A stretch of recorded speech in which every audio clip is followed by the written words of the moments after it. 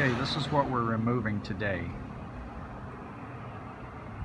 So we got to get 2 of those out. I guess you would call that third story. It's the attic dormer. And so we've already got this one out. Now I'm going to take some measurements to make sure, verify everything, so we have an easy fit.